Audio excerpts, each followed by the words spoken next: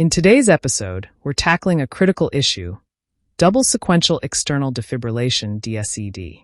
We'll explore a study by Cheskes and his team, published in the New England Journal of Medicine, found promising results for DSED. Patients who received DSED had a better chance of surviving to hospital discharge. However, the study had limitations.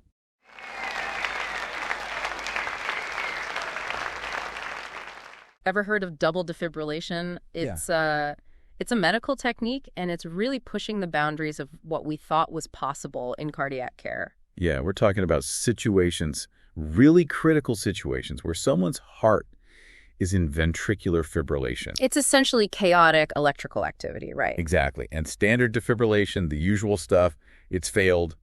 We're talking a race against time. And that's where this double sequential external defibrillation, or DSED, comes in. That's the one. Using two defibrillators instead of one. So I've got to be honest, this is new for me. The sources you sent mention a study by Cheskes and his team. Yes. Published in the New England Journal of Medicine. I mean, that's big, right? Oh, yeah, that's a big one. And they were looking at DSED specifically for refractory ventricular fibrillation. RVF, right. RVF, when the heart just won't respond. And what they found, I think, is really promising.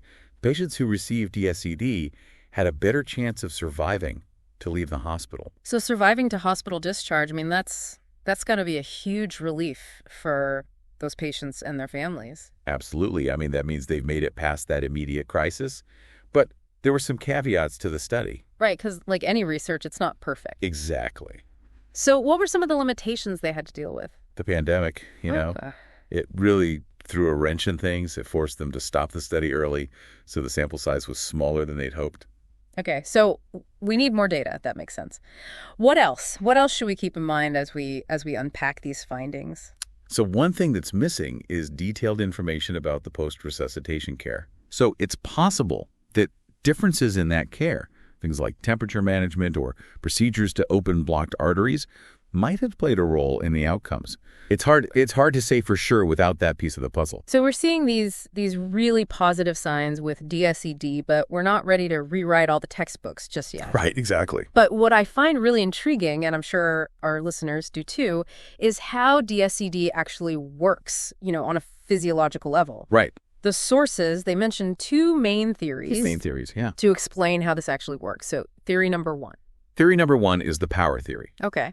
Which suggests that it's simply the combined energy from those two almost simultaneous shocks that does the trick, like a supercharged reset button for the heart. So brute force for the win. I like it. What about the second theory? This one, I gotta admit, sounded a bit more, shall we say, elegant. That's the setting up theory. This one suggests that the first shock, even if it doesn't fully convert the heart rhythm, it actually changes the heart's electrical environment. Okay, so it's almost like prepping it, making it more receptive to that second shock. Yes. Okay, so it's not just about brute force, it's about strategy too. I love that. Now, for those of us, myself included, who don't spend every day around defibrillators, what exactly makes DSED different from the standard procedure? So picture the kind of the classic defibrillator scene. One set of pads on the chest. Right. Clear. DSED uses two sets. Two sets, okay. Each hooked up to a separate defibrillator. Wow. And the placement is crucial. Two sets of pads. Okay, that sounds like things could get a little crowded. How does that even work? So there are two main ways to do it. The first way is to place the second set of pads right next to the first set, so as close as possible without them actually touching. Now, that's what I call precision placement. I imagine the margin for error there is pretty slim. It is. Getting it right is critical. That's why specialized training for DSED is so important. There's no room for error when you're dealing with a heart in crisis. High stakes. High stakes indeed. Okay, so that's option one. What about the second approach? Second option is called anterior-posterior placement. So one set of pads goes on the chest, as usual, and the other set goes on the patient's back. On their back? On their back, carefully aligned with the front pads. And this is often preferred when you might be moving a patient. So from an ambulance stretcher to a hospital bed, something like that. Oh, that makes sense. So it minimizes the risk of the pads getting bumped or tangled during the transfer. Smart. But two sets of pads, two near simultaneous shocks, that's a lot of electrical energy going through the body. Are there any risks with that? It's a great question, and one that researchers are definitely actively studying. Okay. So far, The studies haven't shown a significant increase in complications with DSED compared to standard defibrillation. That's reassuring, though. Like you said, more research will give us an even clearer picture down the line. So while it seems like we're seeing some really promising results with DSED, it's not quite ready to be like the go-to treatment for these cases yet, right? Right. I wouldn't say so. It's important to remember any medical procedure, especially one involving the heart, has inherent risks. And while those early findings are encouraging, DSED hasn't become like the standard of care yet, because more research is needed. It's all about finding that balance between pushing medical boundaries, which is so important, and also ensuring patient safety, which is, paramount. And speaking of pushing boundaries, I'm also curious about the potential cost implications here, because we're talking about more equipment, more specialized training. How might that impact things if DSED were to become, standard practice? It's a critical consideration, absolutely. Yeah. Healthcare resources are always limited, so we have to consider the cost implications of any new technology. So we're not just asking, does it work, but also, can we make it work for everyone? Exactly. And that's where those cost-effectiveness analyses come in. Oh. We have to look at the bigger picture, the cost of the procedure itself, but also the potential long-term savings if it leads to better outcomes, shorter hospital stays, fewer complications, the whole picture. So it's a complex equation. You've got the science of DSED, the ethics of using a new procedure, and the economics of healthcare all tangled up together. This is really making me think. And that's just it. This is a perfect example of how medical advancements aren't just about what happens in the lab or the ER. They have ripple effects throughout the entire healthcare system and beyond.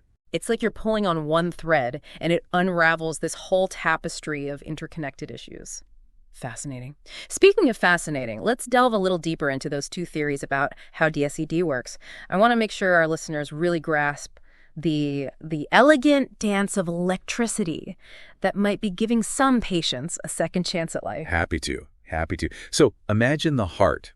During ventricular fibrillation, VF, it's like, chaotic dance floor. Everyone's moving randomly, bumping into each other. No rhythm, no coordination, just pure chaos. And that's what makes VF so deadly, right?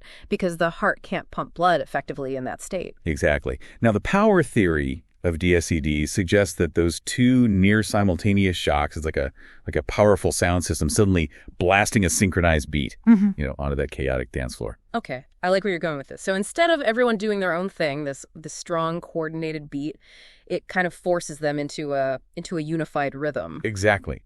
The combined energy from the two shocks, it overrides the chaotic electrical activity, and it gives the heart a chance to reset and hopefully fall back into a normal rhythm. It's like hitting the reset button, but with a whole lot more power. Now, the setting up theory, this one takes a more nuanced approach. It does. This is the one where the first shock is almost like it preps the heart for the second shock. Yeah. So think of it like this. The first shock is like a dance instructor, right? Stepping onto that chaotic dance floor and getting everyone's attention. Now, it might not instantly transform them into professional dancers. Right. But it introduces an element of order, an element of anticipation. I see. So the first shock, it doesn't solve the problem completely, but it changes the environment, makes the heart more receptive to that second decisive shock. Yes. It's like the first shock lowers the resistance, so to speak, allowing that second shock to be much more effective at restoring that normal heart rhythm. Wow. It's incredible how what seems like a simple concept, right? Using two defibrillators instead of one can have these really complex underlying mechanisms. I know. It's fascinating. And it highlights how much we still don't know about the heart's electrical system and how it responds to these interventions. Which makes me think about all the future research possibilities. But before we go too far down that road, I want to circle back to something you mentioned earlier, that any medical procedure, especially one involving the heart, it comes with risks. So with DSED, what are some of the potential downsides or complications that researchers are really watching for? Well, one concern is the potential for electrical burns. We're talking about delivering a significant amount of electrical energy in a short period of time. And while the studies so far haven't shown an increase in burns with DSED, it's still something that clinicians are mindful of, especially with those, closely placed pads. That makes sense. Delivering that much energy that close together, you'd want to be extra cautious. What else? What are researchers looking at? Another area of interest is the potential impact on the heart muscle itself. So While defibrillation is designed to, shock the heart back into a normal rhythm, there's always that theoretical risk of causing some degree of damage to the heart muscle in the process. So it's this delicate balance, trying to correct a life-threatening rhythm problem, but without causing any unintended harm. Right. Are there any specific patient populations where maybe DSED might be riskier or less effective? That's something researchers are still trying to figure out. It's possible that patients with certain underlying heart conditions, or those who have implanted devices like pacemakers or defibrillators, might respond differently to DSED. It makes you realize just how much goes into developing and implementing a new medical technique. It's not just about the science itself. It's about understanding all those potential risks and benefits, the ethical considerations, the cost implications. It's a multifaceted challenge. Yeah. And it is exciting to see how the field of emergency cardiac care is evolving to address these challenges. It really is remarkable. Now, let's shift gears a bit. Let's talk about the practical side of things. If DSED were to become more widely adopted, what would that look like? In terms of implementation, training, would every hospital need to invest in new equipment? Would every doctor and nurse need this specialized training? Those are key questions, and they get at the heart of the matter. Right now, DSED is still considered a relatively niche procedure. It's not something you would typically see in every single hospital or performed by, every medical professional. So we're talking about a pretty significant paradigm shift if it were to become the standard of care. Precisely. And with any paradigm shift, comes the need for careful planning, resource allocation, and education. So more research is crucial, not just to confirm DSED's efficacy and safety, but also to guide its integration into, these existing healthcare systems. Exactly. And that research needs to extend beyond the controlled environment of clinical trials. Mm-hmm. We need real-world data, observations from emergency rooms, ambulances, to truly understand how DSED performs in the field, so to speak. It's one thing for a technique to work in a very controlled setting. Right. But it's another thing entirely for it to be practical and effective in the, often chaotic world of emergency medicine. Absolutely. We need to make sure that DSED, if it does become more widely used, can be implemented safely, effectively, and equitably, and across diverse healthcare settings and patient populations. Because ultimately, the goal is to ensure that every patient, regardless of where they live or their socioeconomic status, has access to the best possible care, especially during those critical moments when their heart needs it most. Couldn't said it better myself. It's about pushing the boundaries of medical innovation while also ensuring that those innovations are accessible and beneficial to all. Now, we've talked a lot about the potential benefits of DSED. But, let's address the elephant in the room, the cost. 2 defibrillators instead of 1, the specialized training, potential increases in post-resuscitation care. It all adds up. So how do we balance the excitement of this potential breakthrough with, the realities of healthcare budgets and resource allocation? That's the million-dollar question, isn't it? We're in a world where medical advancements are happening at an incredible pace. But the resources to implement those advancements, well, they aren't always keeping up. It's like we're constantly trying to solve a Rubik's Cube, trying to align scientific progress with economic viability and ethical considerations. A very apt analogy. And it requires a multi-pronged approach. We need more research, yes, but we also need these transparent and open dialogues between researchers, clinicians, policymakers, even insurance providers. Everyone needs to be at the table to figure out how to best implement these advancements in a way that benefits both patients and the healthcare system as a whole. Speaking of the future, let's wrap things up by looking at what lies ahead for DSED. What are some of the key areas of ongoing and future research? What questions are scientists most eager to answer? So many questions and so many still to be answered. So where do researchers go from here? What are they focusing on? One of the biggest areas of focus is simply gathering more data. As we discussed, the CHESK study, while promising, it had limitations. Of course. So we need larger, more diverse groups of patients to really confirm these findings and to look for any, subtle differences in how DSED works in different populations. So it's about solidifying that evidence base, painting a more complete picture of who benefits most and how. What other mysteries are they trying to solve? Another big one is optimizing the technique itself. Researchers, they're exploring things like different pad placement options, varying the timing between those two shocks, even experimenting with different types of electrical waveforms. It's about fine-tuning DSED to squeeze out every bit of efficacy. It's like they've found this powerful new tool, and now they're figuring out all the different ways they can use it. That's a great way to put it. And of course, they're also looking at long-term outcomes. Yeah. It's one thing to survive to hospital discharge, but what about quality of life? Weeks, months, even years down the road. Yeah, that's what it's all about, right? Not just surviving, but thriving. Exactly. Researchers want to be sure that DSED, it not only increases the chances of immediate survival, but also leads to the best possible long-term outcomes for these patients. It's a high bar, but it sounds like they're up for the challenge. I'm curious, though, with all this talk about pushing medical boundaries, is there any concern about this technology becoming, well, too advanced? We've all seen those sci-fi movies where things go a bit too far. It's a question worth asking for sure. Yeah. And as with any powerful medical technology, there's always the potential for, misuse or unintended consequences. Right. That's why these ongoing ethical discussions are so crucial. Yeah. It's about ensuring DSED is used responsibly and always with the patient's best interests at heart. So it's not just about what we can do, but what we should do. Precisely. And that's a discussion that needs to involve not just doctors and scientists, but also ethicists, policymakers, and the public.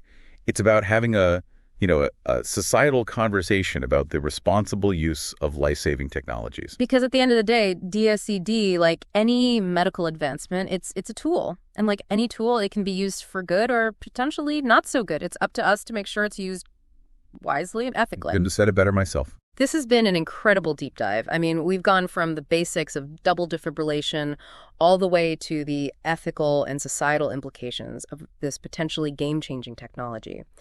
And it's clear that DSED holds, immense promise for improving outcomes for patients with these life-threatening cardiac events.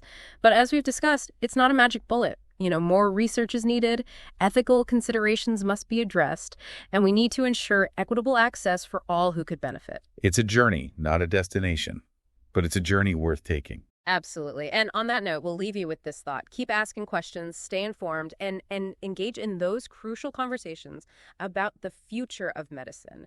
Because it's through our collective curiosity and engagement that we shape a future where life-saving innovations like DSED reach their full potential. Until next time, keep exploring, keep learning, and keep diving deep.